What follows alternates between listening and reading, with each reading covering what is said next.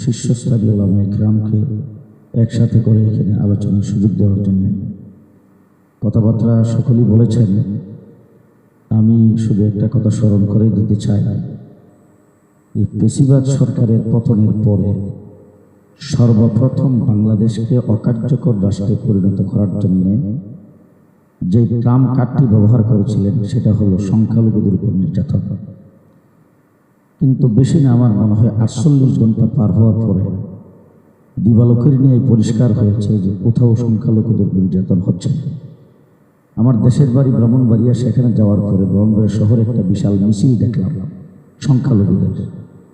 হযরত মাওলানা সাজিদুর রহমান সাহেব সহ ওলামায়ে কেরামকে নিয়ে বসে আমি মোটর সাইকেল দিয়ে গোটা জেলার ভিতরে যতগুলি হিন্দুদের অন্যান্য ধর্মাবলম্বীদের উপাসনালয় তাদের স্থাপনা আছে সবগুলোকে ভিজিট করেছি। বিকালবেলা এসে সাংবাদিকদের সামনে তাদের লোকজনকে নিয়ে এসে সেখানে ব্রিফিং করা হয়েছে, কোথাও নির্যাতন হচ্ছে। 2 নম্বর কথা যেটা বলতে চাই, বাংলাদেশে বর্তমান যে পরিস্থিতি আজকে, যেটা নিয়ে আপনাকে পেরেশানি ভোগ করতে হচ্ছে, বসতে হচ্ছে, কেন, কোথায় থেকে সেটা হয়েছে? একজন ব্যক্তি বাংলাদেশের পতাকাকে অবমাননা করেছেন, তার বিরুদ্ধে মামলা হয়েছে, তাকে গ্রেফতার করা হয়েছে। এরপরে দিবালুকে আদালত পাড়ায় একজন আইনজীবীকে জবাই করে হত্যা করেছে। এরপর থেকেই বাংলাদেশের এই পরিস্থিতির সৃষ্টি হয়েছে। এইটাকে পুঁজি করে পরাজিত শক্তি ভারতে বসে বাংলাদেশের স্থিতিশীলতাকে অস্থিতিশীল করার চেষ্টা করছেন। বাংলাদেশের কিছু মিডিয়া যারা ওই পেশিবাদকে সবসময় সমর্থন করেছে, সেই মিডিয়াগুলোতে এখনো তারা কাজে বহাল, তারাই বাংলাদেশের এই গোলাপানিতে মাছ শিকার করার চেষ্টা করছে।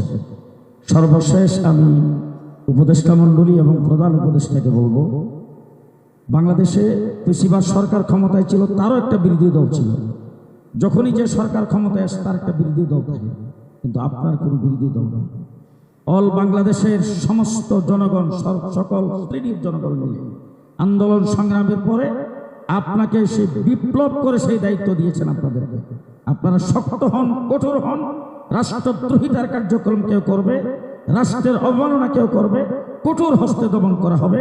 সাম্প্রদায়িক সম্প্রীতি নষ্ট করবে, কঠোরভাবে দমন করা হবে। পেশিবাদের পক্ষে কেউ দালালি করতে চাবে, কঠোরভাবে দমন করতে হবে।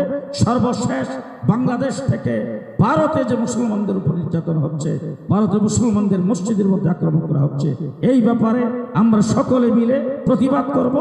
অন্তর্বর্তীকালীন সরকার। অনেক ধন্যবাদ।